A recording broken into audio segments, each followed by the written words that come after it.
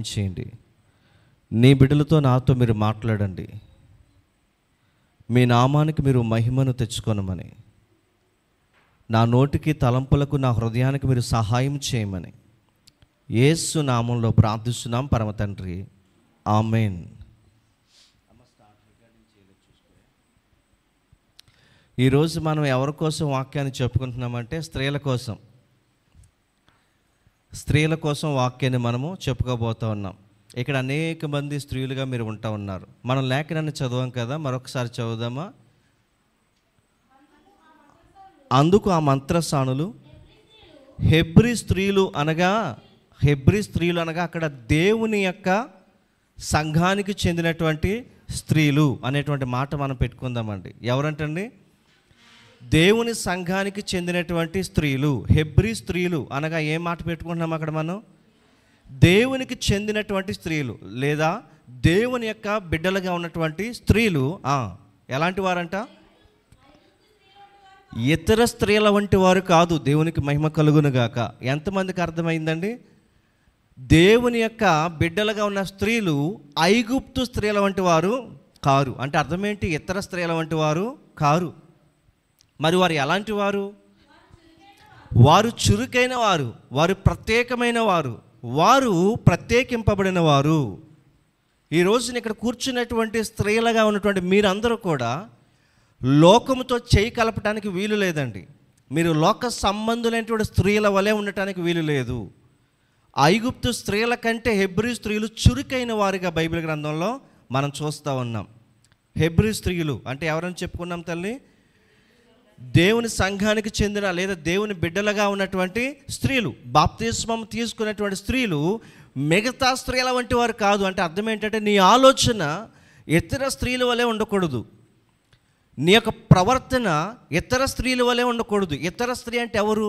రక్షణ పొందుకున్న నీవు, రక్షణ లేని ఇతరులు. మరలా చెప్తున్నాను, రక్షణ పొందుకున్నటువంటి బాప్తిస్మం తీసుకున్నటువంటి నీవును, బాప్తిస్మం లేనటువంటి వారును, వారికి నీకు మధ్య ఏముండాలండి? వ్యత్యాసము, భేదం ఉండాలి. నీ ఆలోచన వేరుగా ఉండాలి, నీ నడవడిక వేరుగా ఉండాలి, నీ ప్రవర్తన వేరుగా ఉండాలి, నీ యొక్క మాట వేరుగా ఉండాలి, నీ యొక్క పలకరింపు వేరుగా ఉండాలి. ఇక్కడ ఎంత చక్కని మాట రాయబడి ఉందంటే హెబ్రీ స్త్రీలు ఐగుప్తు స్త్రీల వంటి వారు కారు. ఐగుప్తు స్త్రీల వంటి వారు కాదు ఎన్నటికీ కూడా. క్రైస్తవ స్త్రీగా ఉన్నటువంటి నీవు ఇతర స్త్రీలాగా ఎన్నటికీ కూడా ఉండకూడదు. క్రైస్తవ స్త్రీలు విగ్రహారాధన చేసేటువంటి స్త్రీల వంటి వారు కారు. ఎంత చక్కని స్టేట్మెంట్ అండి వారు. వారు ఎలాంటి వారు అంటమ్మా? చురుకైన వారు అనేటువంటి మాట మనం చూస్తూ ఉన్నాం. మన పరిశుద్ధ గ్రంథంలో నుంచి ఒక స్త్రీని, అలాంటి స్త్రీని మనం చూద్దాం. తెలివి కలిగిన, ధైర్యం కలిగినటువంటి ఒక స్త్రీ ఎస్తేరు. మన బైబిల్ గ్రంథం నుంచి ఎస్తేరు గ్రంథము 3వ అధ్యాయంలోనికి మనం వెళ్దాం. ఎస్తేరు గ్రంథం 3వ అధ్యాయంలోనికి. తన యొక్క రాజ్యానికి లేదా తన యొక్క సమాజానికి లేదా తన యొక్క జనాంగానికి ఒక కీడు వచ్చినప్పుడు ఆ స్త్రీ ఏ రీతిగా ప్రవర్తించింది, ఏ రీతిగా చురుకైన నిర్ణయాలు తీసుకుంది, ఏ రీతిగా ప్రవర్తించి తన జనాంగాన్ని రక్షించుకుంది అనేటువంటి విషయాల్ని మనము ఎస్తేరు గ్రంథం నుంచి చదువుకుందాం. 3వ అధ్యాయము 8వ వచనం చదువుదామండి. అంతటా హామాను చదవండి. అహశ్వరేషుతో చెప్పినదేమనగా, ఈ రాజ్య సంస్థానం అంతటి యందు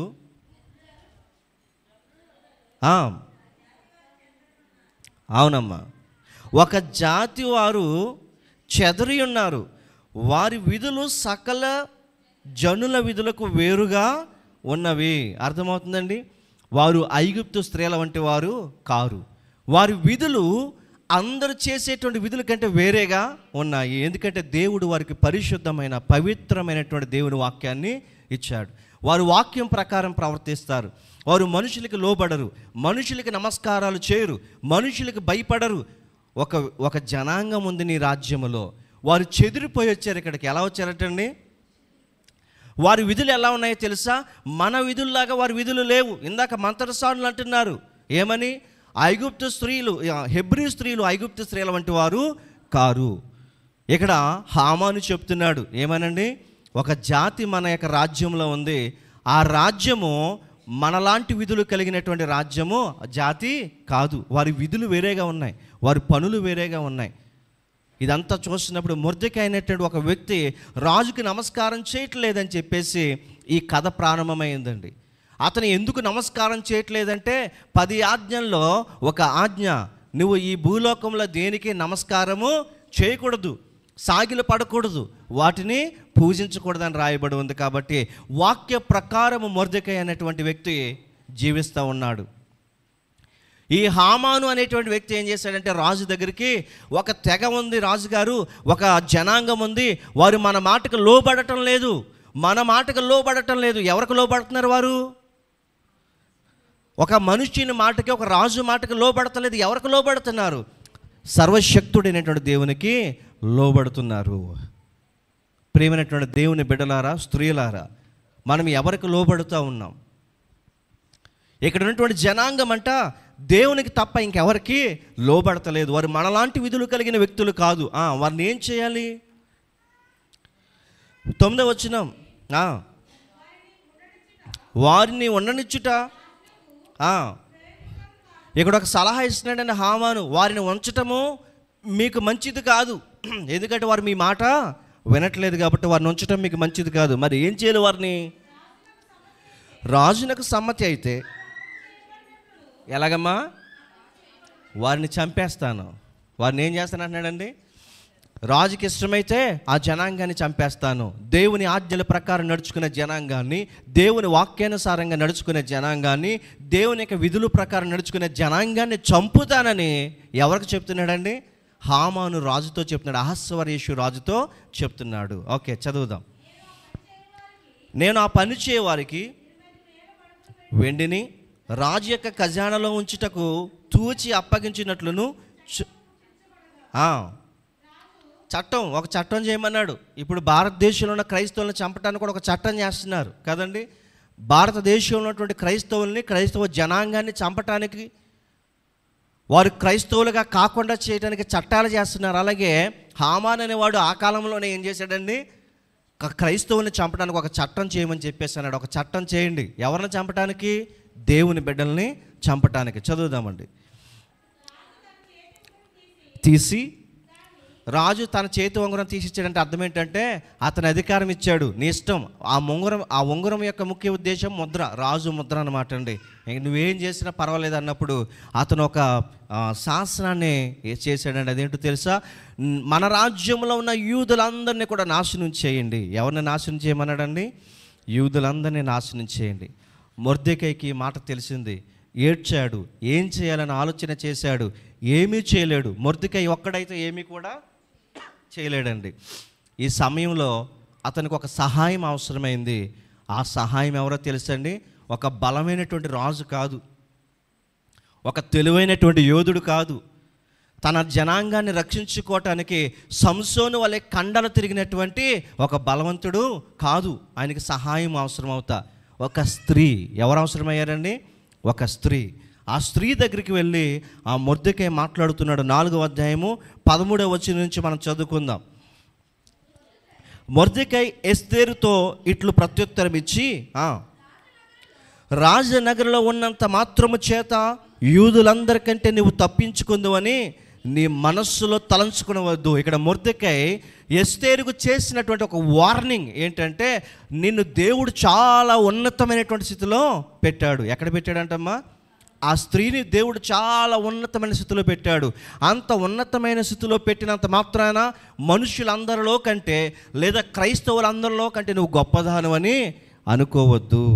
ఏమన్నాడండి? నువ్వు గొప్పదానవని అనుకోవద్దు. నేను ఈ స్థితిలో ఉన్నాను కదా, మీరు నాశనమైతే నాశనం అవ్వండి, నాకేంటి, నేను దొరసానిలా ఉంటానని చెప్పేసి నువ్వేమాత్రం కూడా అనుకోవద్దు అని అన్నప్పుడు రాణిగారు, ఆ యొక్క ఎస్తేరు గారు ఏ సమాధానం ఇస్తున్నారు చదువుదామమ్మా. ప్రతి స్త్రీ కూడా ఈ సమాధానం ఇవ్వగలగాలి. దేవుని సంఘానికి చెందిన స్త్రీ, నీవు ఐగుప్తు స్త్రీలాగా ఉండటానికి వీలు లేదు తల్లి. ఐగుప్తు స్త్రీలు దేనికి పడితే దానికి నమస్కారం చేస్తారు, ఏ వ్యక్తి పడితే ఆ వ్యక్తి మాట నమ్ముతారు, దేన్ని పడితే దాన్ని పూజిస్తారు, ఎలా పడితే వాళ్ళు తిరిగిపోతారు. నువ్వు అలా ఉండటానికి వీలు లేదు. నువ్వు ప్రత్యేకంగా దేవుడు ఎన్నుకున్నటువంటి జనాంగము.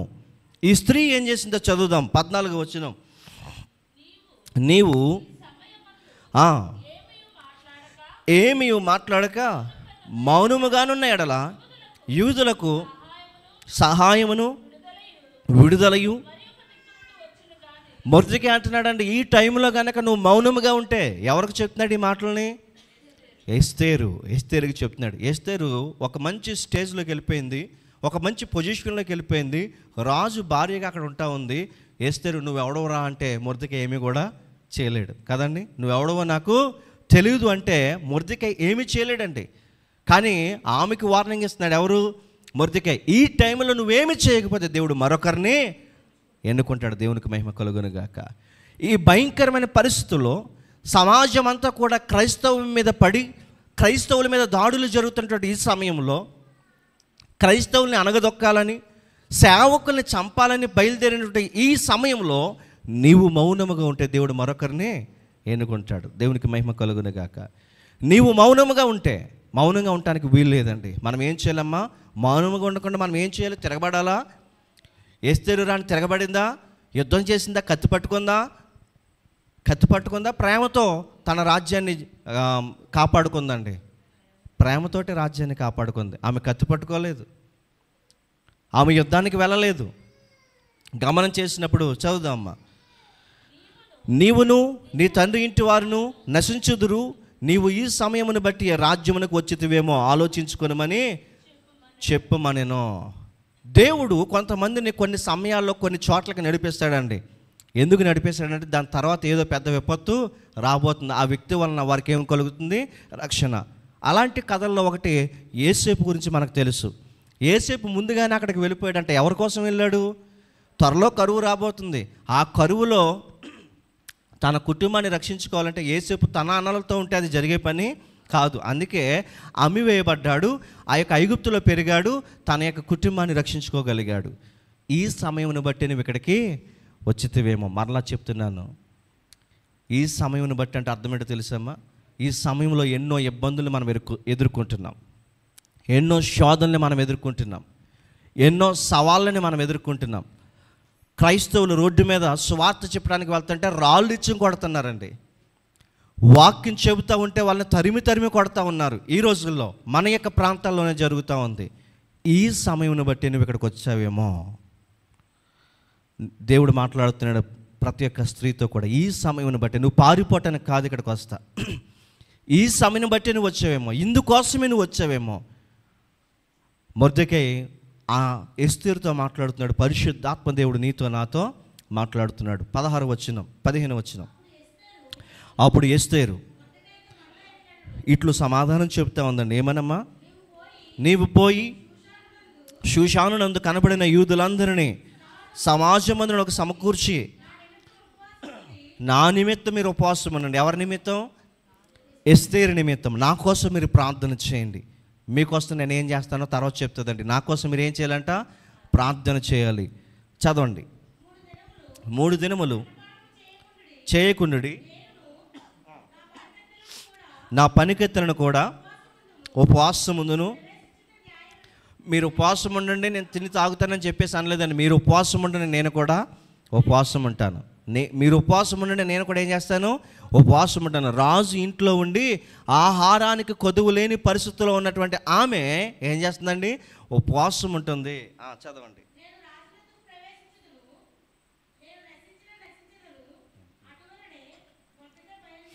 అమ్మ ఒకసారి వెనక్కి చదువుదాం. నేను నశించినా దాని అర్థం నేను చచ్చిపోతే చచ్చిపోతాను. ఒకసారి అర్థమవుతుందమ్మా? ప్రతి ఒక్క స్త్రీ దీన్ని గమనించాలి. నేను చనిపోయినా చనిపోతాను, పర్వాలేదు. అంటే ప్రాణానికి తెగించింది ఎవరు? ఎస్తేరు. తన ప్రాణానికి తెగించి తన జాతిని కాపాడుకోవటం కోసం రాజు దగ్గరికి నిషేధించబడిన స్థలములోనికి వెళ్ళటానికి ఏమైందండి? ఆమె సిద్ధపడింది. ఈ రోజున మనలో ఎంతమంది ప్రాణాలకి తెగిస్తున్నారు? తమ జాతి కొరకు, తమ జాతి అనే దాన్ని పక్కన పెడదాం. తమ జాతి అంటే క్రైస్తవుల కోసం. నీ కుటుంబం కొరకు ప్రాణాలకు తెగించినట్లుగా నువ్వు ఎంతవరకు ప్రార్థన చేశావు? ఆ ఎస్తేరు తన కొరకు కాదు, ఎవరి కొరకు అండి? తన జాతి కొరకు, తన రక్త సంబంధికుల కొరకు కాదు, తన జాతి కొరకు ఏం చేస్తుందంట? ఉపవాసం ఉండి ప్రాణానికి తెగించి నిషేధించబడిన రాజాస్థానంలోనికి వెళ్ళటానికి సిద్ధపడతా ఉన్నది ఎస్తేరు. తన ప్రాణానికి సహితం ఏం చేసిందంటే ఆ స్త్రీ తెగించింది. హెబ్రీ స్త్రీలు ఐగుప్తు స్త్రీల వంటి వారు కాదు. అంటే దాని అర్థము దేవుని బిడ్డలు ధైర్యం కలిగి ఉంటారు. దేవునికి మహిమ కలుగునుగాక. సింహం వలె ధైర్యంగా ఉంటారంటండి. అది కేవలం పురుషుడే కాదు, దేవుని నమ్ముకున్న పురుషుడే కాదు, దేవుని నమ్ముకున్న స్త్రీ కూడా ఎలా ఉండాలండి? సింహం వలె ధైర్యముగా ఉండాలి. అట్టి ధైర్యాన్ని చూపించింది ఎవరు? ఎస్తేరు. నేను ధైర్యముగా ఎక్కడికి వెళ్తాను? రాజు ఆస్థానంలోకి వెళ్తాను. నేను ప్రాణాలతో తిరిగి వస్తానో రానో నాకు తెలీదు, కానీ నేను ఈ పని చేస్తాను. ఎవరి కొరకు అంటే మన జాతి కొరకు. ఈ రోజున యావత్తు క్రైస్తవ లోకానికి పెనుముప్పు వచ్చి పడిందండి. ఏమొచ్చిందమ్మా? పెనుముప్పు. ఎవరికి వచ్చింది? క్రైస్తవులు అంటే ఎవరు అనుకుంటున్నారు? మీరు నేను క్రైస్తవులమే. త్వరలో నిన్ను నీ దేవుని విడిచిపెట్టే అని చెప్పేసి ఒత్తిడులు తీసుకొస్తారు. ఇంకా మందిరానికి వెళ్ళొద్దని చెప్పేసి ఒత్తిడులు తీసుకొస్తారు. అలాంటి భయంకరమైన పరిస్థితుల్లో మనము ఉన్నాము. ఒక సేవకుని, ప్రవీణ్ పగడాలనే సేవకుని భయంకరంగా చంపేసి అతను మద్యం సేవించి చచ్చిపోయాడని చెప్పేసి పుకార్లు రేపారండి. వాస్తవానికి ఆయన 16వ తారీఖు బుధవారం ఒక కేసు వాదించాలి కోర్టులో. ఆయన ఆ కేసు వాదిస్తే అతని ఎదురుగా ఉన్నటువంటి ఆ యొక్క అపోజిషన్ వారికి ఆ కేసును ఎదుర్కోవటానికి వాళ్ళకి ధైర్యం లేదు, దమ్ము లేదు, దాన్ని నిరూపించడానికి వాళ్ళ దగ్గర సత్తా లేదు. ప్రవీణ్ పగడాల గారి దగ్గర ఉన్న జ్ఞానంతో ఆయన దాన్ని గెలిస్తే యావత్ క్రైస్తవులకే కాదు అందరికీ మేలు జరుగుతుంది. కాబట్టి ఆయన ఏం చేశారంటే ఆ కేసుకి రాకుండానే చంపించేశారు. దానికి మద్యం మత్తులో ఆయన ఏం చేశాడంటండి, ఇలా చేసి అలా పోయాడని చెప్పేసి అన్నారు. ప్రియమైన దేవుని బిడ్డలారా, ఆ తర్వాత రోజు 2 సేవకులు యాక్సిడెంట్లో చనిపోయారు. ఆ తర్వాత రోజు చాలామంది చనిపోయారు. సేవకులు ఎందుకు చచ్చిపోతున్నారు యాక్సిడెంట్లో? ఖచ్చితంగా క్రైస్తవ సమాజం మీదకి ఏమొచ్చిందండి? పెద్ద ప్రమాదం వచ్చింది. నీ జనాంగాన్ని రక్షించుకోవటానికి ఎస్తేరు వల్ల నువ్వేం చేయాలమ్మా? ధైర్యముగా, మొదటగా నువ్వేం చేయాలి? ధైర్యముగా ఉండాలి, ఉపవాసం ఉండాలి, ప్రార్థన చేయాలి. ఎవరేమైపోతే నాకేంటని అనుకోవద్దండి. ఒక్కరికి జరిగితే అది అందరికీ జరిగినట్టుగా. ఒక తలకి దెబ్బ తగిలిందంటే అందరి తలకి కూడా అది దెబ్బే. క్రైస్తవ్యంలో గుర్తుపెట్టుకోనండి. ఒకరి దగ్గరికి వచ్చిందని అంటే అది అందరి దగ్గరికి వస్తుందని అర్థం. అది ఆల్రెడీ వ్యాపిస్తూ ఉంది భారతదేశంలో. దాన్ని అరికట్టడానికి మనం చేయవలసింది ఏంటో తెలుసామా? ఎస్తేరు వల్ల మనం ఏం చేయాలి? ఉపవాసం ఉండి ప్రార్థన చేయాలి. ప్రార్థన తప్ప మనం ఏమి చేయలేం. ఈ రోజున మనం దేవుని విడిచిపెట్టిపోతే, నీ కొరకు నువ్వే ప్రార్థన చేసుకోకపోతే నీకోసం ఎవరు ప్రార్థన చేస్తారు? ఎస్తేరు కొరకు అంటండి జనాంగం ప్రార్థన చేస్తుందంట. జనాంగం కొరకు ఎస్తేరు ప్రార్థన చేస్తుంది. ఒకరి కొరకు ఒకరు ఏం చేస్తున్నారండి? ఇక్కడ ప్రార్థన చేసుకుని రాజు సన్నిధానంలోనికి వెళ్ళటానికి ఆమె సిద్ధపడింది. మరొకసారి చదువుదామా? నేనును నా పనికెత్తులను కూడా ఉపవాసం ముందుము ప్రవేశించుట న్యాయ వ్యతిరేక్తముగానున్నను నేను రాజు నద్దకు ప్రవేశించుదును. నేను నశించేదను. నేను నశించేదను. నేను చచ్చిపోతే చచ్చిపోతాను. ప్రాణానికి తెగించి వెళ్ళింది ఈ స్త్రీ. మనలో ఎంతమందికి ప్రాణాల మీద తీపి ఉందండి? ఎస్తేరుని చూసినప్పుడు ఎస్తేరు వల్ల నేను జీవించాలి అని మీకు ఆరాటం కలగట్లేదా? బైబిల్ గ్రంథంలో ఎస్తేరు అనేటువంటి స్త్రీని ఊరకనే దేవుడు ఉంచాడా? ఎస్తేరు ఎంతో ధైర్యంతో, ఎంతో సాహసంతో రాజు వద్దకు వెళ్ళింది. కత్తులతో కాదు, ప్రార్థనతో వెళ్ళింది. దేనితో వెళ్ళిందండి? ప్రార్థనతో వెళ్ళింది. రాజు దగ్గర మనవి చేసుకున్నది. రాజు దగ్గర మనవి చేసుకుంటాం. మనము ఆ వాక్యాలు కూడా చదువుదాం. ఎస్తేరు గ్రంథము అమ్మా 4వ అధ్యాయం చదివేశారు కదా, 16-17 వచనాల వరకును. ఓకే, చదువుదామండి. 5వ అధ్యాయమే 7వ అధ్యాయమా? చదవండి.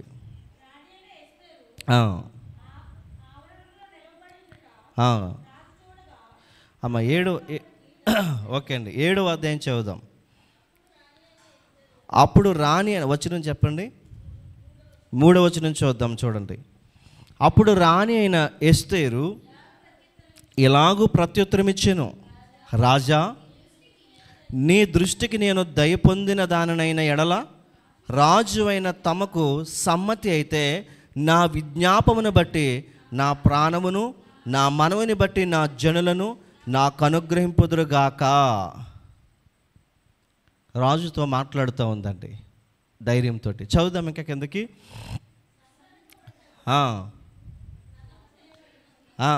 నశించుటకును నేనును నా జనులను కూడా అమ్మబడిన వారము, మేము దాసులుగాను దాసురాండ్రుగాను అమ్మబడిన ఎడల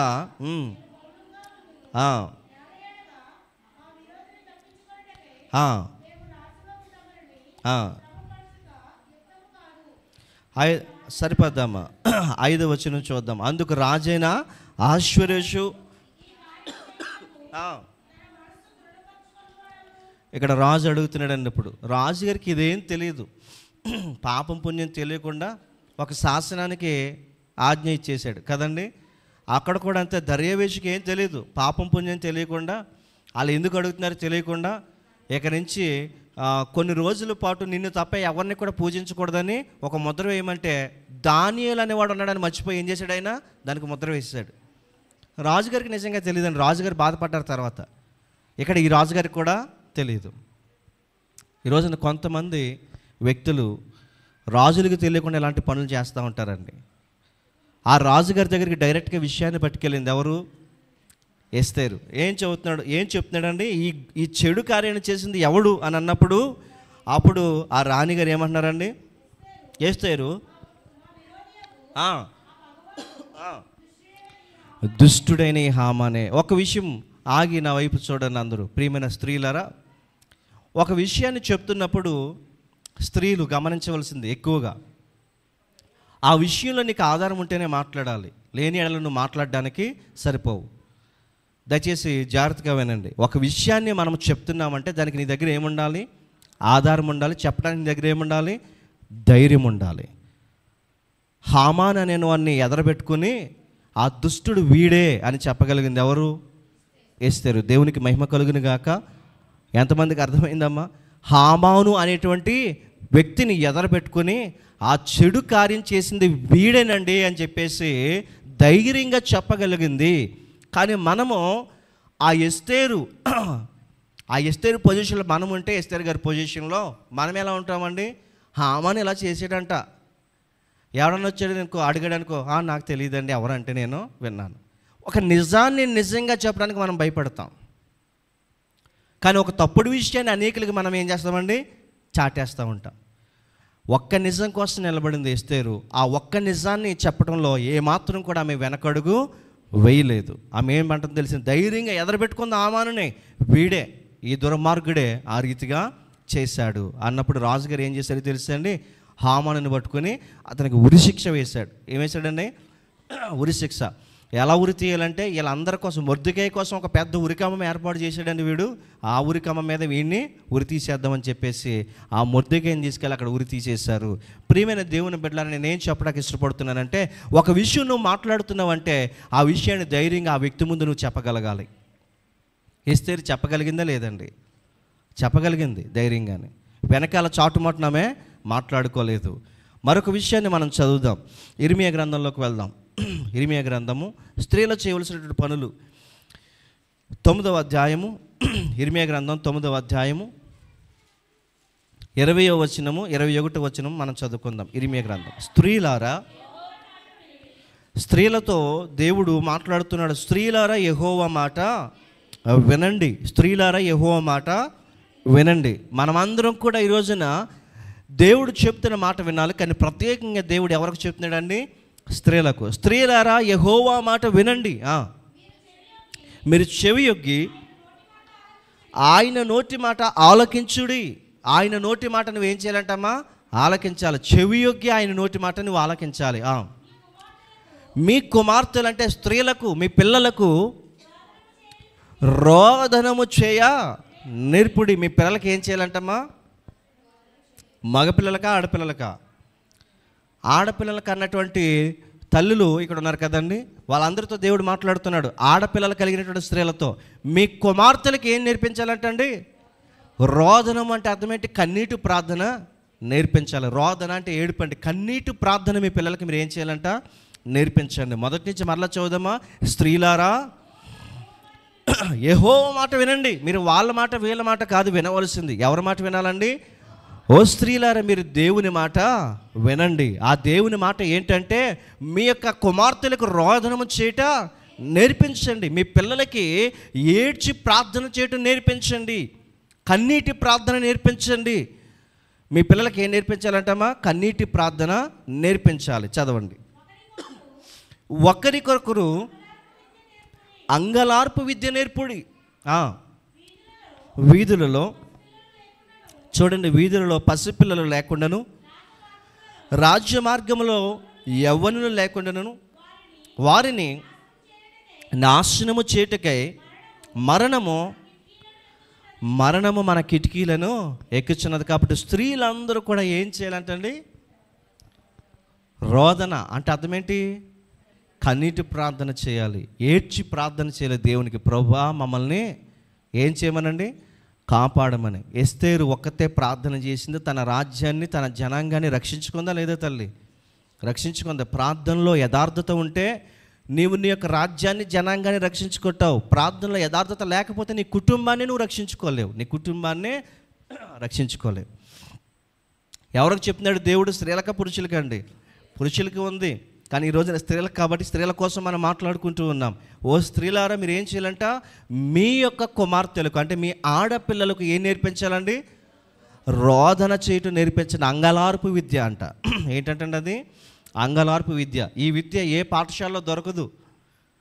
ఈ విద్య ఏ యొక్క కాలేజీలో దొరకదు. ఈ విద్య నీ ఇంట్లో నువ్వు నేర్పించాలి నీ యొక్క కుమార్తెకి. అంగలార్పు విద్య అంటే కన్నీటి ప్రార్థన నేర్పించాలి.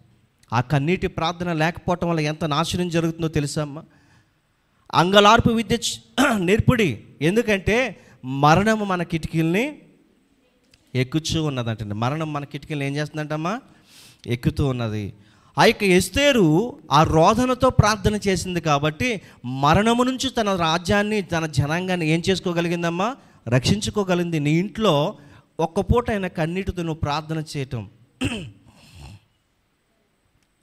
కన్నీటితో ప్రార్థన చేయటం మనకు ఉందండి. మన కన్నీటి ప్రార్థన దేవుడు వినటానికి సిద్ధంగా ఉన్నాడు కదమ్మా. మనకు కన్నీరు ఎప్పుడు వస్తుందంటే ఇంట్లో ఒక 3,000 4,000 పోయినాయి అనుకోండి, అప్పుడు మనకేమవుతుంది? కన్నీరు వస్తుంది. అప్పుడు కన్నీరు వస్తుంది కానీ ప్రార్థన రాదు. ఎవడు తీసాడో నాశనం అయిపోవాలని మనం తిడతా ఉంటాం కదండి. మనకు సంబంధించిన సొత్తు ఎవడైనా ఎత్తుకెళ్ళిపోతే అప్పుడు కన్నీరు వస్తుంది, వెతుకుతాం, తర్వాత తిట్టుకుంటాం కదండి. మనకు రావాల్సింది మనకు రాకపోతే అప్పుడు కన్నీళ్ళు వస్తాయి మనకి. కానీ దేవుడు అంటున్నాడు ఈ రోజున అది నీ దగ్గరికి రాకముందే, మరణం నీ దగ్గరికి రాకముందే నువ్వేం చేయాలంటమ్మా?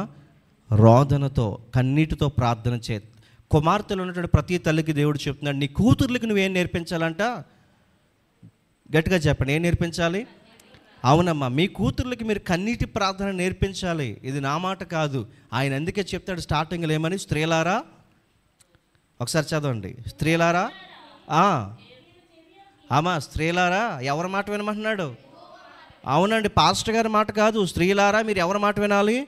యెహోవా మాట వినండి. ఇది యెహోవా చెప్పే మాట. మీ కుమార్తెలకి మీరు ఏం నేర్పించాలంట? అంగలార్పు విద్య నేర్పించండి. ఎందుకో తెలుసా? 25 వచనం చదువుకుందాం. మరణం వస్తూ ఉంది, అది ఎలా వస్తుందో చదువుదామండి.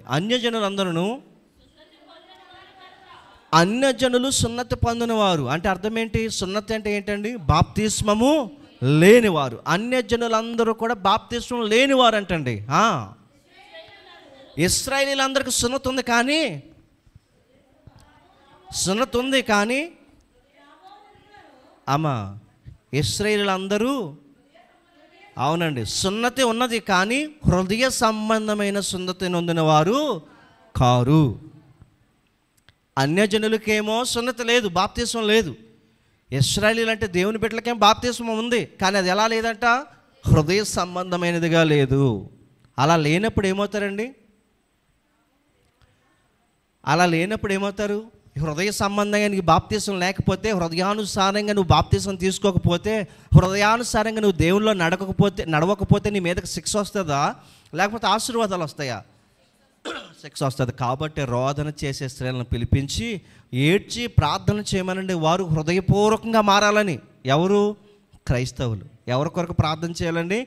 అన్యుల కొరకు కాదు. ఇప్పుడు ప్రార్థన చేయవలసింది ఎవరికి చేయాలమ్మా? క్రైస్తవులు. మొన్న ఒక సేవకుడు అంటున్నాడు, సువార్త చేస్తున్నాం తమ్ముడు అని చెప్పేసి.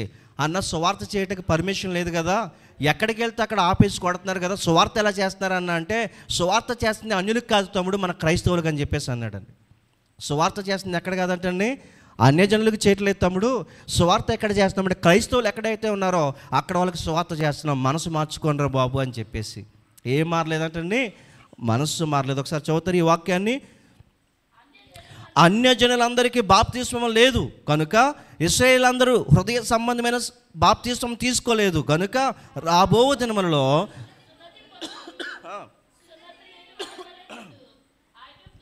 చూడండి, సున్నత పొందియుండి అంటే బాప్తిసం పొందియుండి, అక్కడ బాప్తిసం పెట్టండి అమ్మా. బాప్తిసం పొందియుండి కూడా సరిపోదు, బాప్తిసం లేని వారి వల్లే. ఈ రోజున మనం రక్షణ ఉందనుకుంటున్నాం కానీ మనకేం లేదండి, ఆ రక్షణ లేదు. ఎందుకో తెలుసా? మన క్రియలు అలాగా లేవు. సున్నతి పొందియుండి సున్నతి పొందని లేని వారి వల్లే ఉండు ఐగుప్తీయులను, యూదా వారిని, ఎదోమీలను, అమ్మోనీలను, మోయాబీలను, గడ్డప ప్రక్కలను కత్తిరించుకొని అరణ్య నివాసులైన వారందరినీ నేను ప్రైజ్ ది లార్డ్. దేవుడు ఏం చేశాడంట? ఆయన శిక్షిస్తాను అని అంటే ఎందుకు నేను ప్రైజ్ ది లార్డ్ చెప్తున్నాను తెలుసా? రక్షణ పొందుకున్నామన్న ముసుగులో దేవునిలో ఉంటూ కూడా బూతులు ఆడుతూ, దేవునిలో ఉంటూ కూడా తప్పులు చేస్తూ, దేవునిలో ఉంటూ కూడా ఇతరుల మీద అన్యాయంగా మాట్లాడుతూ కొనసాగిపోతున్నారే, వారికి దేవుడు శిక్ష విధించడానికి వస్తున్నాడు. ఒకవేళ అందులో మనముంటే గనక, మన బిడ్డలుంటే గనక, మన రక్త సంబంధికులుంటే గనక కన్నీటి ప్రార్థన చేయి ప్రియమైన తల్లి, దేవుడు నీతో మాట్లాడుతున్నాడు. కన్నీటి ప్రార్థన చేయి. అయ్యా, ఇదిగో నా యొక్క బిడ్డలు మారు మనస్సు పొందాలి, ఇదిగో అయ్యా నా యొక్క రక్త సంబంధికులు మార్పు చెందాలి. నీ శిక్ష నుంచి వారు ఏమాత్రం కూడా తప్పించుకోలేరండి. అందుకే దేవుడు ఏమంటున్నాడమ్మా? ఏం చేయాలంట? దాని ముందు వచనంలో కన్నీటి ప్రార్థన చెయ్యాలి. ప్రతి స్త్రీ కూడా తన యొక్క బిడ్డలకి ఏం నేర్పించాలండి? అవునమ్మా, లోకసు వార్త 23వ అధ్యాయం, లోకసు వార్త 23వ అధ్యాయం. అక్కడ యెహోవా చెప్తున్న మాట మనం చదివాం, ఇక్కడ యేసుక్రీస్తు వారు చెప్తున్న మాట మనం చదువుదాం. 23వ అధ్యాయం 27వ వచనం. గొప్ప జన సమూహము ఆయనను గూర్చి రొమ్ము కొట్టుకొనుచు దుఃఖించుచున్న చాలామంది స్త్రీలను ఆయనను వెంబడించుకుని, చాలామంది స్త్రీలు ఏడుస్తున్నారంటే, ఇక్కడ ఏడుస్తూ ఆయన వెంబడిస్తున్నారంటే ఎందుకు ఏడుస్తూ ఉన్నారు? యేసు ప్రభు వారి బాధను చూడలేక వారు ఏం చేస్తున్నారండి? ఏడుస్తున్నారు. మరలా చెప్తున్నాను, ఎందుకు వారు ఏడుస్తున్నారండి? యేసు ప్రభు వారి యొక్క బాధను చూడలేక. అప్పటికే ఆయన ఒళ్ళంతా కూడా రక్తమైపోయింది, ఆయన శరీరం అంతా కూడా ఆ యొక్క చీల్చబడింది, ఆయన శిరస్సు మీద ముళ్ళ కిరీటం ఉంది, ఆయన యొక్క చేతుల్లో గాయాలు ఉన్నాయి. ఆ పరిస్థితిని చూడలేక స్త్రీలందరూ కూడా ఏం చేస్తారంటండి? ఏడుస్తున్నారు. మన ప్రభు అయిన యేసుక్రీస్తు వారు సిలువ మోస్తున్నప్పుడు, సిలువ మీద ఉన్నప్పుడు, ఇప్పుడు యేసుక్రీస్తు వారు ఏమంటున్నారో చదువుదాం, చదవండి. యేసుక్రీస్తు వారు వారి వైపు తిరిగి, అంటే ఆ స్త్రీల వైపు తిరిగి, పర్టికులర్గా చెప్తున్నాడు కదా స్త్రీలు అని చెప్పేసి, స్త్రీల వైపు తిరిగి, యెరూషలేము కుమార్తెలారా, దేవుడు చెప్తానండి, యెరూషలేము కుమార్తెలారా, నా కోసం ఏడవద్దు, నా కోసం ఏడవద్దు. ఈరోజున నేను గాయాల పాలయ్యానని, నా యొక్క ఒట్లో నుంచి రక్తం వస్తానని నా కోసం మీరు ఏడవద్దు. చాలామంది ఎవరి కోసం అమ్మా నీ యొక్క ఉపవాసం అంటే? దేవుని కొరకండి. దేవుడు నా కోసం ఎంత చేశాడు? దేవుడు అన్నాడు కదా, నా కోసం నువ్వు ఏడవద్దు. నీ కొడుకున్నాడా? నీ కూతురు ఉందా? నీకు అల్లుడు ఉన్నాడా? నీ తల్లిదండ్రులు ఇంకా బాప్తీసం తీసుకోలేదా? నీ యొక్క రక్త సంబంధికులు అక్క చెల్లెలు ఇంకా బాప్తీసం తీసుకోలేదా? నా కోసం నువ్వు ఏడవద్దు. ఎవరి కోసం ఏడాలి? మీ నిమిత్తమును, మీ పిల్లల నిమిత్తమును ఏడవండి. దేవుడు చెప్తున్నమాట, మీ నిమిత్తము, మీ పిల్లల నిమిత్తం ఏడవండి. నేను ఈ రోజున సిలువ వేయించుకోవటానికి వచ్చాను, సిలువ వేయించుకుని వెళ్ళిపోతాను, కానీ మరలా వస్తాను ఆ రోజున సిలువ వేయించుకోవటానికి కాదు, శిక్షించటానికి. దేనికి వస్తాడంటే ఆయన? శిక్షించడానికి. ఎక్కడ చదువు ఈ మాటని? ఇర్మియా గ్రంథం 9వ అధ్యాయము చివరి వచనం. ఆ రోజున దేవుడు సున్నతి కలిగి సున్నతి లేని వారిగా ఉన్న వారికి శిక్షను విధిస్తాడంట. ఎవరికి విధిస్తావయ్యా అని అంటే కేవలం అన్యులకి అని చెప్పేసి చెప్పట్లేదు ఆయన, అన్యజనులకు, యూదులకు అని రాశాడు. అక్కడ ఏం రాశాడండి?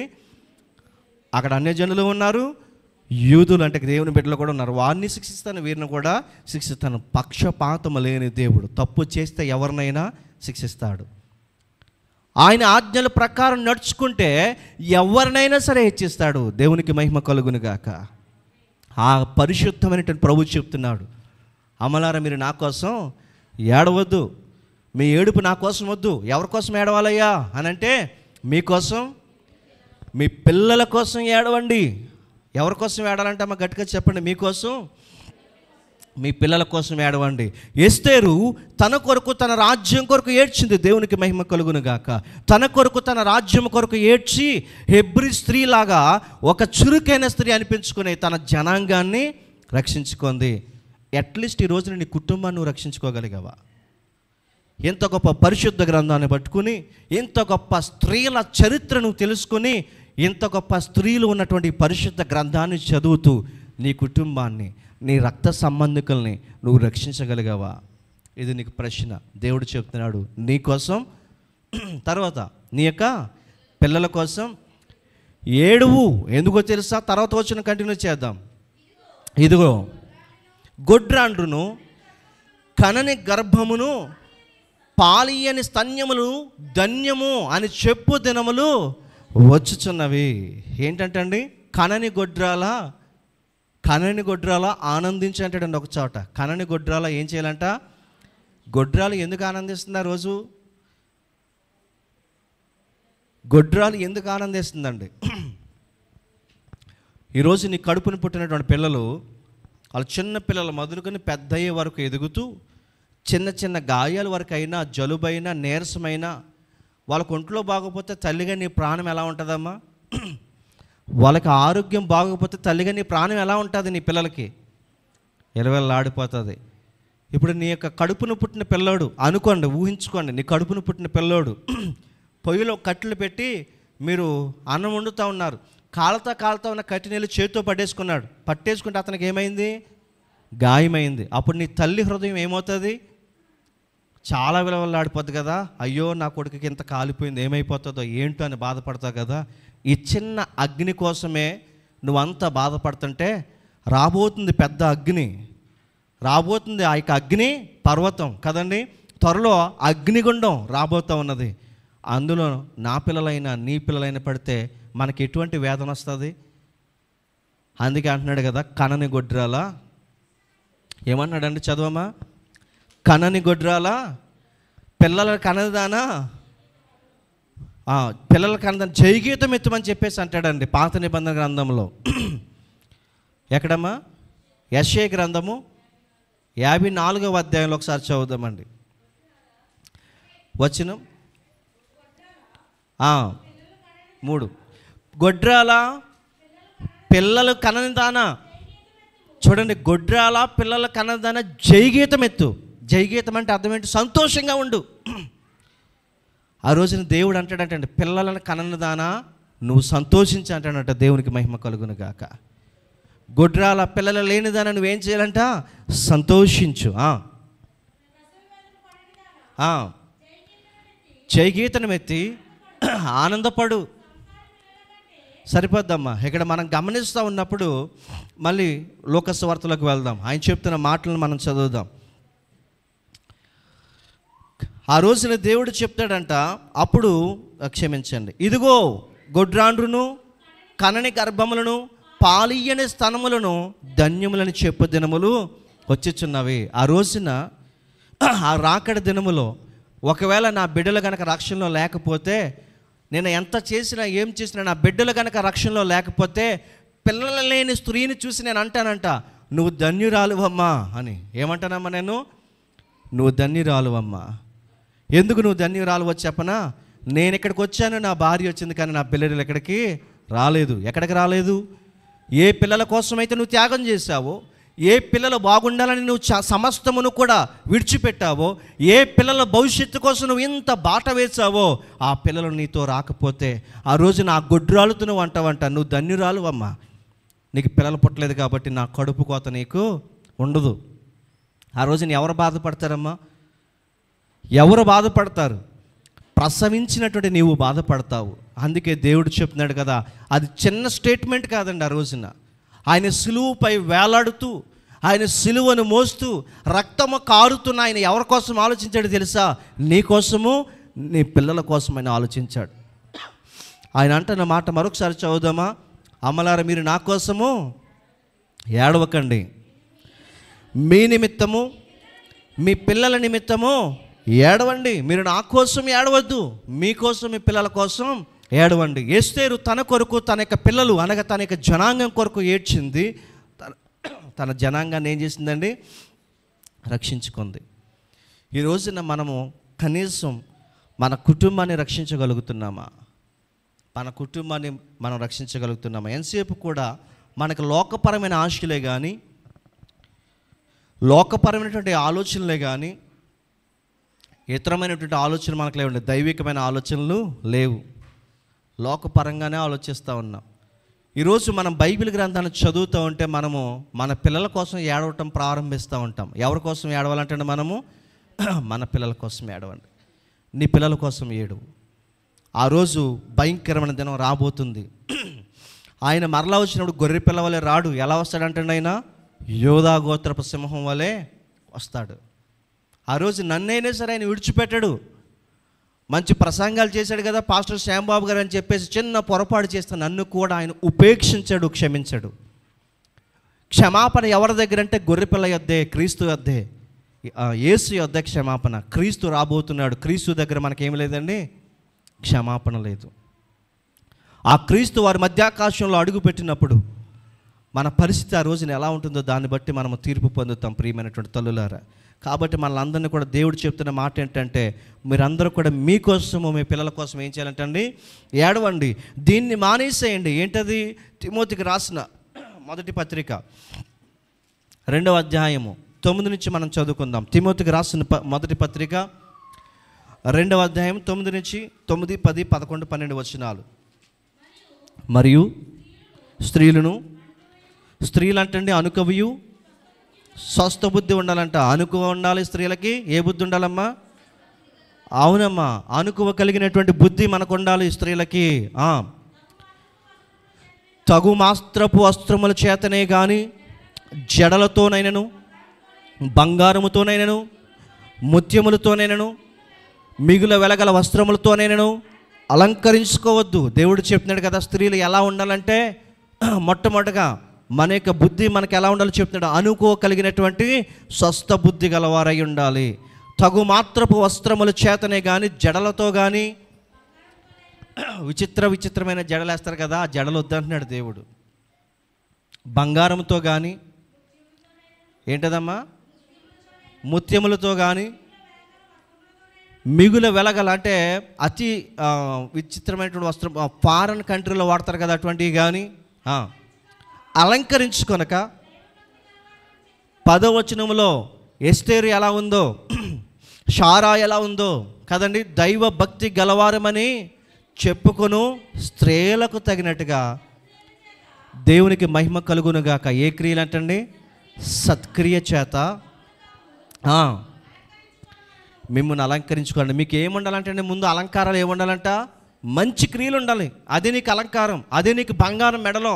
మంచి క్రియ లేకపోతే నీకు ఎంత అలంకారం అన్నది అలంకారం కాదు.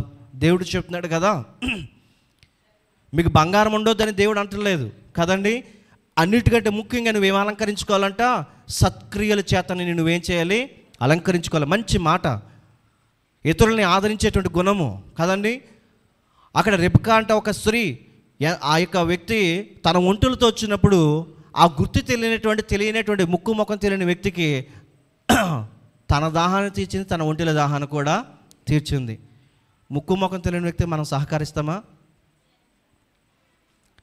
అటువంటి స్త్రీలు భక్తి కలిగినటువంటి స్త్రీలండి. వారికి తగినట్టుగా మీరు నడుచుకోండి అంటున్నాడు దేవాతి దేవుడు.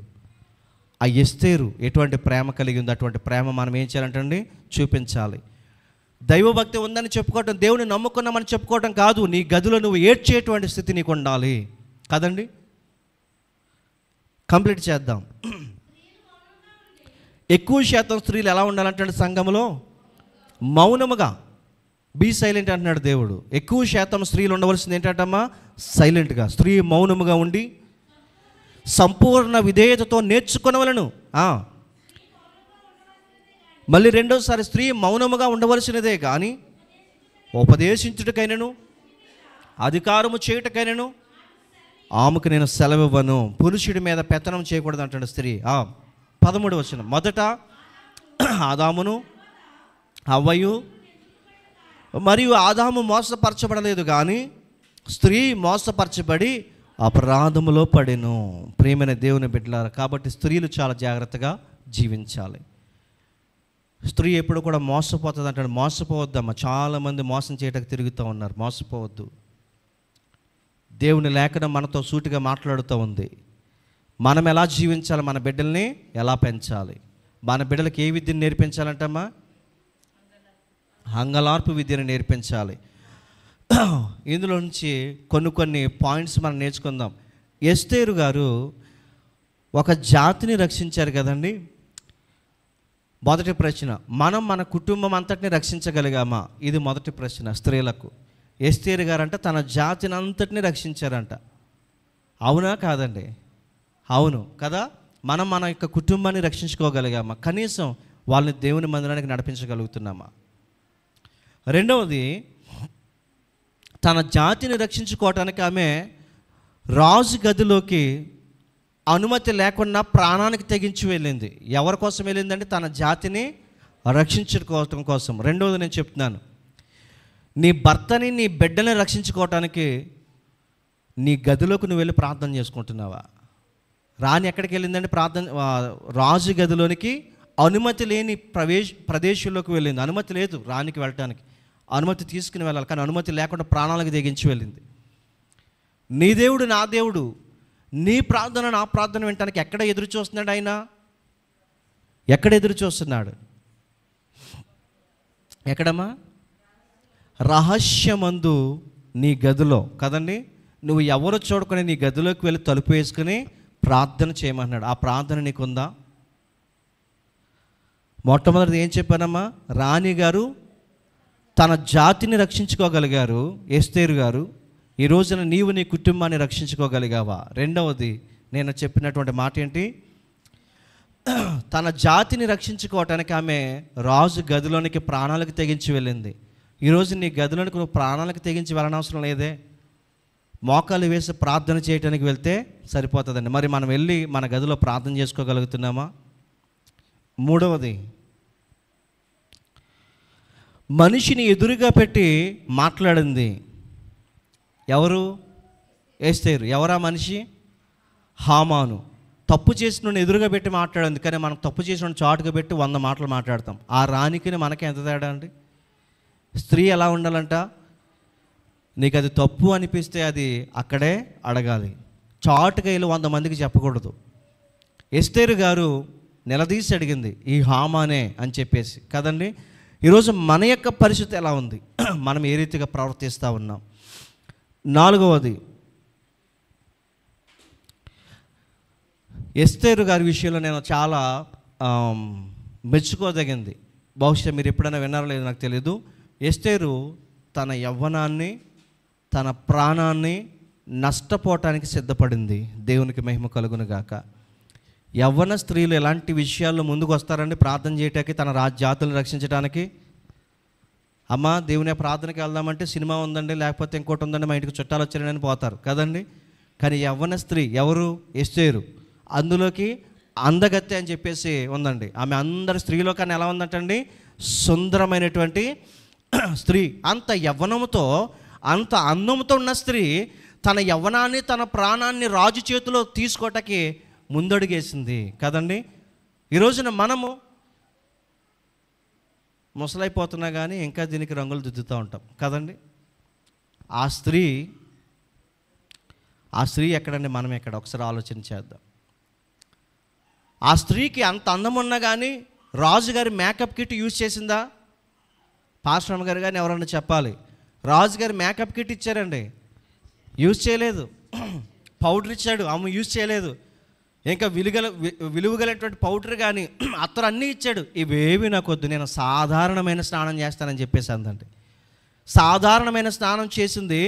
అందరూ కూడా మేకప్ కొట్టుకుని వచ్చారు, కానీ అందులో ఎవరు హైలైట్ అయ్యారంటే ఎవరండి? ఎస్తేరు. అంత సుందరమైన స్త్రీ ఎస్తేరు. ఆ స్త్రీ తన అందాన్ని, తన ప్రాణాన్ని లెక్క చేయలేదండి. దేనికోసం? తన రాజ్యాన్ని, తన జనాంగాన్ని కాపాడుకోవటం కోసం. ఈరోజు మనం ఎలా ఉన్నాం ఆ స్త్రీతో పోల్చుకుంటే? మరొక మాట నేను చెప్పాలని ఆశపడుతున్నాను. ఆ యొక్క ఎస్తేర్ అనేటువంటి స్త్రీ అందరి స్త్రీ లాంటిది అంటారా? ఇది అందరి స్త్రీలు చెప్పాలి. ఎస్తేరు అందరి స్త్రీలు లాంటి ఒక సామాన్యమైన స్త్రీ అంటారా? కాదు. ప్రత్యేకముగా జీవించినటువంటి స్త్రీ. ఆమె అందరిలాగా సాధారణమైన స్త్రీయే, కానీ తన జీవించిన విధానం ఎలా ఉందండి? సాధారణంగా లేదు. ఎలా ఉందమ్మా? ప్రత్యేకముగా. హెబ్రీ స్త్రీలు ఐగుప్తు స్త్రీల వంటి వారు కారు అన్న దానికి సరైన సమాధానముగా ఎస్తేరు జీవించి చూపించింది. ఆమె చెప్పి చూపించలేదు, జీవించి చూపించింది. దేవుని యొక్క లేఖనాల ప్రకారం నడిచింది. మరి ఈ రోజున మనం ఎలా ఉన్నాం? మనం అందరితో పాటు ఒకరుగా ఉన్నామా? మనం కూడా ప్రత్యేకింపబడిన వారిలాగా జీవించి చూపిస్తున్నామా? ప్రశ్నించుకుందాం మనల్ని మనం. మనలో ఒక్కరికైనా ఇది ఉపయోగపడితే ఆ కుటుంబము, ఆ జనాంగం, ఆ జాతి రక్షించబడుతుంది. ఆ ఎస్తేరు నేను అందరితో ఒకదానిలే, నేను అందరిలో కూడా ఒకదాన్ని అని చెప్పేసి వెళ్ళిపోలేదండి. నేను ప్రత్యేకంగా జీవించాలన్న దేవుని కొరకు అని చెప్పేసి ప్రత్యేకంగా జీవించింది. చివరిగా మరొక మాట నేను చెప్తానండి. ఎస్తేరు ఈ ఆభరణాలు ధరించుకుందామా? ధరించుకోలేదు. ఇంకేం ధరించింది? పౌడర్ కూడా వేసుకోలేదు. ఎస్తేరు ధరించిన ఆభరణాలు చెప్తాను. మొదటిది మంచితనం. మొదటిది ఏంటండి? మంచితనం. రెండవది ప్రేమ, దేవుని ఎడల ప్రేమ. మూడవది భయభక్తులు కలిగినటువంటి జీవితం. దీన్నే ఆమె అలంకారంగా ధరించింది. ఆమెకి ఎటువంటి అలంకారం లేదండి. ఆమెకేంటి చిటికేస్తే బంగారం పెట్టి మొత్తం అంతా అలంకరించుకోవచ్చు. కానీ రాణి సహితము ఎవరికి లోబడిందండి? ఈ పరిశుద్ధ లేఖనానికి లోబడింది. ఏం చదువుకుందాం మనం? ప్రతి స్త్రీ అంట తగు మాత్రపు వస్త్రాలంకరణ చేసుకోవాలంట. తిమోతికి రాసిన పత్రికలో మనం చదివాం. ఆ మాట ప్రకారం జీవించింది. తనకి కావాలంటే ఏదైనా తెచ్చివ్వగలడు రాజు, ఎందుకంటే అందరిలో ప్రత్యేకింపబడిన స్త్రీ కాబట్టి. కానీ ఆమె ఏమాత్రం కూడా ఆభరణాలని ధరించలేదు. కానీ ఆమె ధరించిన ఆభరణాలు చెప్తాను: ప్రేమ, దయ, కనికరము. మనం ఇవన్నీ పెట్టుకోవచ్చండి. ఆశా నిగ్రహము, దేవుని యందు భయభక్తులు కలిగి జీవించటము, వీటన్నిటితో తన్ను తాను ఏం చేసిందండి? అలంకరించుకుంది. దేవునికి మహిమ కలుగును గాక. ప్రాణాలకు తెగించి దేవుని జనాంగం కోసం ముందుకెళ్ళినటువంటి మనుషుల్ని మనం చూసాము. ఏమీ లేకపోయినా కానీ దేవుని విడిచిపెట్టిపోయినటువంటి జనాంగాలను కూడా మనం చూసాం. ఏ జనాంగంగా నువ్వు ఉంటావు? ప్రాణాలకు తెగించి దేవుని కొరకు, తన ప్రజల కొరకు ముందడుగు వేసిన స్త్రీలు ఉన్నారు. ప్రాణాన్ని దక్కించుకోవడానికి లోకానుసారమైన ఆశలు కలిగి వెనక్కి వెళ్ళిపోయిన స్త్రీలు ఉన్నారండి. లోతు భార్య వలె ఏం చేసిందండి? ఆమె వెనక్కి తిరిగి చూసింది. వెనక్కి తిరిగి చూడగానే ఏమైపోయింది? ఉప్పు స్తంభమైంది. మనం ఎలా ఉంటున్నాం? మనం ఎటువంటి ఆశలు కలిగి ఉంటున్నాం? నేను వాక్యాన్ని ముగిస్తున్నాను. ఒక్కసారి స్త్రీలందరూ కూడా పరిశీలన చేసుకోనండి. నేను ఏ రీతిగా ఉంటున్నాను? నా ప్రార్థన నా కుటుంబాన్ని రక్షించగలుగుతుందా? ఈరోజు ప్రార్థన అంటే పాస్టర్ గారు చేయటం కాదు. ప్రతి ఒక్కరూ తమ తమ గృహాల్లో, తమ గదుల్లోకి వెళ్ళి మోకరించి దేవుని దగ్గర కన్నీటి ప్రార్థన చేయాలి.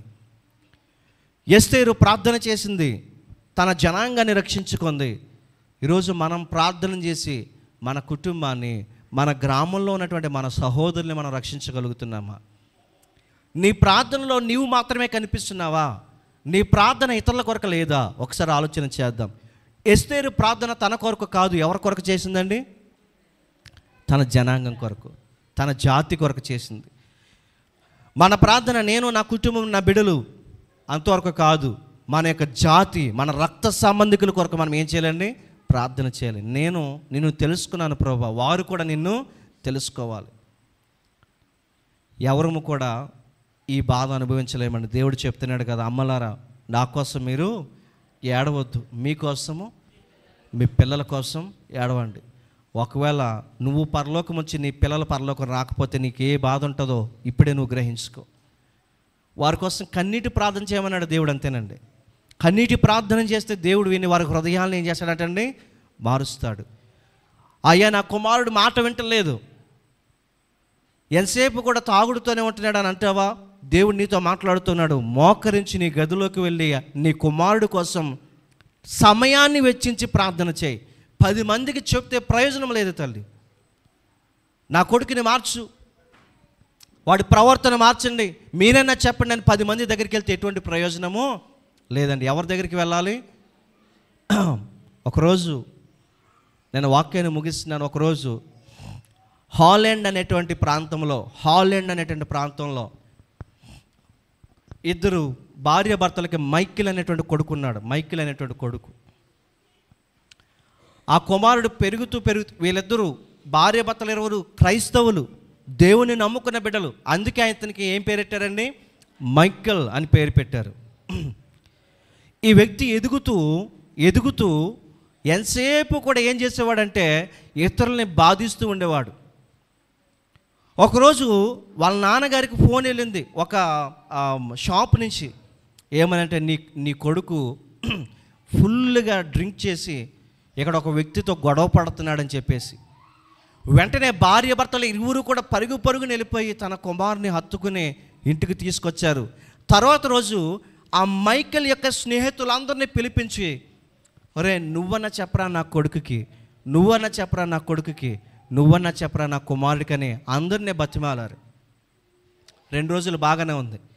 మళ్ళా 4వ రోజు ఈ మైకేల్ అనే వ్యక్తి కోసం మరలా ఫోన్ వచ్చిన తల్లిదండ్రులకి, అయ్యా నీ యొక్క కొడుకు తాగే స్థితులతో గొడవ పెట్టుకోవటం వల్ల ఇతరులు నీ కొడుకుని కొడుతున్నారు, కింద పడిపోయి తన్నులు తింటున్నాడని చెప్పేసి వెంటనే తల్లిదండ్రులు ఆ ప్రాంతానికి పరిగెట్టుకెళ్ళి వాడిని మోసుకుంటూ వాళ్ళ దగ్గర క్షమాపణ కోరుకుని, అయ్యా నా బిడ్డను వదిలేయండి అని ఇంటికి తీసుకొచ్చారు. ఆ మరుసటి రోజు తన గురువుల్ని, పాఠాలు చెప్పినటువంటి టీచర్లు అందరినీ పిలిపించి వాళ్ళకి బతిమాలారు, అయ్యా మీరన్నా చెప్పండి నా కొడుకు త్రాగుడు మానట్లేదు, గొడవలకి వెళ్ళటం మానట్లేదని ఎంతో ఏడ్చారంటండి. వాళ్ళు చెప్పారు, వెళ్ళిపోయారు. వీళ్ళు ఎవరని చెప్పారు? తల్లిదండ్రులు ఇద్దరును క్రైస్తవులు.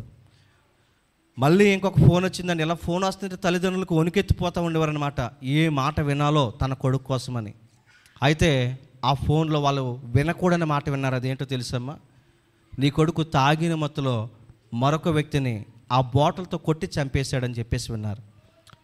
హాలండ్ ప్రాంతంలో ఎవరైనా ఒక వ్యక్తిని చంపితే వారికి విధించే శిక్ష ఏంటో తెలుసండి? ఆ చంపబడిన శవాన్ని వీపుకి కట్టేసి, చంపబడిన శవాన్ని ఎక్కడ కట్టేస్తారంటమ్మా?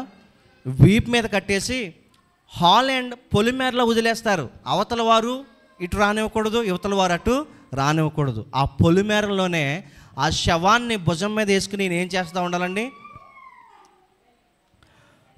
ఆ శవాన్ని భుజం మీద వేసుకుని ఈ వ్యక్తి తిరుగుతూ ఆ శవంతో పాటు ఏమైపోతాడు? ఈ వ్యక్తి కూడానే చచ్చిపోతాడు. ఎవరు కూడా కనీసం మంచినీళ్ళు ఇవ్వకూడదు ఆ వ్యక్తికి. ఎవరైనా మంచినీళ్ళు ఇచ్చినా, ఎవరైనా ఆహారం పెట్టినా వారిని కూడా ఆ శవంతో కలిపి అక్కడ కట్టేస్తారు. ఆ కట్టుబాటు హాలండ్ ప్రాంతంలో ఉంది. కాబట్టి ఏం జరిగిందంటే ఆ వ్యక్తిని తల్లిదండ్రులు రాకముందే తీసుకెళ్ళిపోయి ఆ చంపబడిన శవాన్ని అతని వీపు మీద కట్టేసి హాలండ్ సరిహద్దుల్లో విడిచిపెట్టేశారు. అతని కొడుకుకి మత్తు దిగిపోయిన తర్వాత ఏడుస్తున్నాడు, అమ్మా నాన్న నన్ను కాపాడండి అని చెప్పేసి. మత్తు దిగిపోయిందండి, ఏడుస్తున్నాడు. వీళ్ళు కూడా ఏడుస్తున్నారు. పొలిమేర దాటి రావటాక లేదు, వాళ్ళకి ఏమి ఇవ్వటాక లేదు కొడుకుకి. వాళ్ళ దేవుణ్ణి అడుగుతున్నారు, ఎందుకయ్యా నా కొడుకుని ఇలా చేసావు, ఎందుకు నా కొడుకుని ఈ రీతిగా చేసావు, నా కొడుకుని ఎందుకు ఇలాగా చేసావు, నిన్ను నమ్ముకున్నాం కదా, నిన్ను వేడుకున్నాం కదా, ఎందుకు ఇలా చేసావు? దేవుని ప్రత్యక్షత వారికి వచ్చిందంటండి. ఏమొచ్చిందండి వాళ్ళకి? దేవుని ప్రత్యక్షత, దేవుని స్వరం వాళ్ళు వింటున్నారు. అదేంటో తెలుసా? అమ్మ నీ కొడుకు తాగి తందనాలు ఆడుతున్నప్పుడు వాళ్ళ స్నేహితులకు చెప్పావు కానీ నాకు నువ్వు చెప్పలేదు. నీ కొడుకుని పలానా వ్యక్తులు కొట్టినప్పుడు తన టీచర్లందరినీ తీసుకొచ్చి వాళ్ళకి చెప్పావు కానీ నువ్వు నాకు చెప్పలేదు. నువ్వు నాకు చెప్పలేదు, నాకు మొరపెట్టలేదు, కాబట్టి నేనేమి కూడా చేయలేదు. ఈరోజు నా తల్లులు చాలామంది మీ పిల్లల విషయంలో మీరు చెప్పవలసింది దేవునికి, అంతేగాని మనుషులకి కాదు. ఒక మనిషికి చెప్తే ఆ వ్యక్తి మరొకడికి చెప్తాడు, ఏ సహాయం కూడా నీకు చేయడు. నీ యొక్క కుమారుడు కానీ కుమార్తె కానీ ఏ పరిస్థితుల్లో ఉన్నా నువ్వు చెప్పవలసింది ఎవరికంటే దేవునికి మాత్రమే నీవు చెప్పుకోవాలి. మనుషులకి చెప్పడం వల్ల ఎటువంటి ప్రయోజనం కూడా లేదు ప్రియమైన తల్లులారా. ఆ ఇద్దరు దంపతులు కూడా మనుషులకి చెప్పుకున్నారు కానీ దేవునికి చెప్పలేదండి. కన్నీరు కాలుస్తూ మనుషుల దగ్గర నువ్వు ఎంత ప్రయాసపడినా ఎటువంటి ప్రయోజనం కూడా లేదు. క్రైస్తవులే, దేవుని నమ్ముకున్న బిడలే, కానీ ఆఖరికి వాళ్ళ పరిస్థితి ఎలా ముగిసిపోయిందమ్మా? వాళ్ళ స్థితి చాలా దయనీయంగా ముగిసిపోయింది. కొన్నాళ్ళకి కొడుకు బాధ చూడలేక మంచినీళ్ళు ఇచ్చారంటండి తల్లిదండ్రులు ఇద్దరిని కూడా ఏం చేశారు? ఆ కొడుకుకి ఆ శవానికి వేసి కట్టేశారు. ముగ్గురు కూడా ఆ శవంతో పాటు ఆ పురుగులు పట్టినటువంటి ఆ శవాన్ని భుజం మీద మోసుకుంటూ ఆ పొలిమేరలోనే చచ్చిపోయారు. క్రైస్తవులకి గతి ఎందుకు వస్తుంది సార్ అని అంటే, నువ్వు దేవుని దగ్గర ఏడవట్లేదు కాబట్టి, నువ్వు దేవుని దగ్గర మొరపెట్టలేదు కాబట్టి, నువ్వు దేవుని దగ్గరికి వెళ్ళి గదిలో ప్రార్థన చేయలేదు కాబట్టి, నువ్వు గదిలో ప్రార్థన చేయలేదు కాబట్టి దేవుడిని విడిచిపెట్టేశాడు. కానీ ఆ రాణి ఎస్తేరు ప్రార్థన చేసింది, తెగించి నా ప్రాణం పోయినా పర్లేదు, ఎవరు బాగుండాలని కోరుకుందండి? నా బిడ్డలు బాగుండాలి. ఆమెను ఒక తల్లి అని అంటాను, నా బిడ్డలు బాగుండాలి. ఈరోజు నా సమయం పోయినా పర్లేదు, నా పిల్లలు బాగుండాలని చెప్పేసి ఒక అరగంట సమయాన్ని కేటాయించి తల్లులు ప్రార్థన చేస్తున్నారా? మన గేదెల దగ్గరికి, పశువుల దగ్గరికి సమయానికి మనం పరిగెట్టుకెళ్ళిపోతాం కదండి. కొంచెం సమయం కేటాయించి నీ కొరకు, నీ పిల్లల కొరకు నువ్వు ప్రార్థన చేస్తున్నావా? ఒక అరగంట ప్రార్థన చేస్తున్నామా? బైబిల్ దగ్గర మనం సమయాన్ని గడుపుతున్నామా? ఒక పావు గంట డ్యూటీకి రాకపోతే వాడు రానివ్వడని చెప్పేసి ఉదయాన్నే లేచి అన్నీ రెడీ అయిపోయి డ్యూటీకి వెళ్ళిపోతాం కదండి. దేవునితో గడపటానికి ఆ సమయాన్ని నువ్వు ఇవ్వగలుగుతున్నావా? ఈరోజున సమయం వెచ్చించింది. ఎన్ని రోజులండి సమయం వెచ్చించింది ఆవిడ? 3 రోజులు. ఎన్ని రోజులండి? 3 రోజులు. మనకులాగా 3 నిమిషాల ప్రార్థన కాదు. ఏంటండి? 3 రోజులు ప్రార్థన చేసింది. ఈరోజు నీ కొడుకు మారాలి అని అంటే, నీ కుమార్తె మారాలి అని అంటే, నీ అల్లుడు మారాలి అని అంటే, వారిలో మార్పులు రావాలంటే నువ్వు మారాలి. ముందుగా ఎవరు మారాలమ్మా? నువ్వు మారాలి. నువ్వు మారకుండా వారిలో మార్పులు రావు. నువ్వు మార్పు చెంది వారి కొరకు నీ గదిలోకి వెళ్ళి నువ్వు ప్రార్థన చేస్తే నీ కొడుకు జీవితం బాగుంటుంది, నీ కుమార్తె జీవితం బాగుంటుంది, నీ అల్లుల జీవితం బాగుంటుంది, నీ కూతుర్ల జీవితం బాగుంటుంది, నీ తల్లిదండ్రుల జీవితం బాగుంటుంది, నీ బిడ్డల జీవితము బాగుంటుంది. ఆమె 3 రోజులు ఉపవాసం ఉండి ప్రార్థన చేసి తన జనాంగం అంతటిని, తన జాతి అంతటిని రక్షించుకుంది. ప్రార్థన చేద్దాం, ప్రభువా అటువంటి ప్రార్థనా శక్తి నాకు దయచేయమని దేవుణ్ణి అడుగుదాం. పరిశుద్ధుడా, సర్వశక్తిమంతుడా, సర్వోన్నతుడా,